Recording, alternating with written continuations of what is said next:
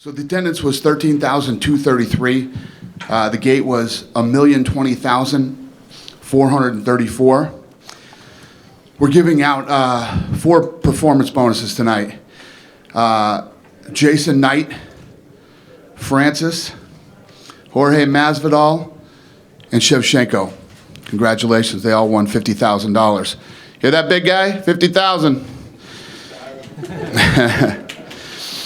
And I just want to point out that Lee and Bobby Nash was so hard to. I thought that was fight of the night. That fight was ridiculous.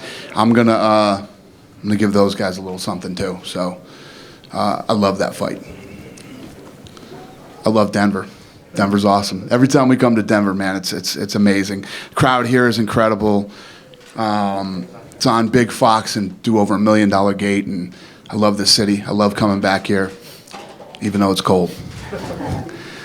You guys have any questions? Yeah, Danny, let's start out with your thoughts on the main event. I mean, I think a lot of people thought this was a good fight. I don't think anybody saw Shevchenko winning by submission. But nobody. Give us your thoughts on her performance, and also, I know you don't normally match make, but since you brought Nunes in, we know that's the title fight next. Do you have a targeted date in mind when it might happen? Yeah, this is one of those sports where you never know what's going to happen. I mean, I don't know what you guys thought, but I thought if the fight was standing, Shevchenko wins all day. If it goes to the ground, Juliana Pena is going to submit her or ground and pound her or something. You never know. Shevchenko proved us all wrong that she is a very well-rounded mixed martial artist and she's ready for a title fight. And stylistically, I think it's a very fun fight with these two. Any idea? I don't know when. I'll get home and figure it out. Sounds good. Yes, sir. Hey, Dana. The champ Nunes spoke to the press earlier, and she'd mentioned she'd like to rise up to maybe 145 and fight Holly Holm, but... Pump the brakes. Pump the brakes. Let's defend the title first. Okay. You know what I mean? Let her defend her title first. She hasn't defended her title. Everybody wants to jump around these days. We got to start pumping the brakes around here. She wins a few in a row, and she wants to. And with what's going on with Cyborg right now, I don't know if I literally, this whole time I didn't want to do it. I did it, and now here we are in this position. So we'll see what happens.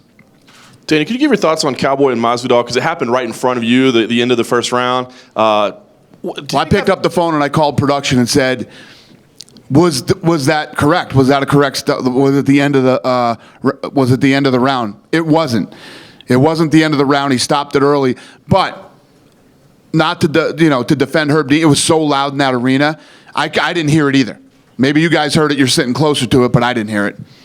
So you're okay with it continuing then? It is what it is. Mistakes are going to happen, and it's one of those. Listen, I hate when Cowboy does this.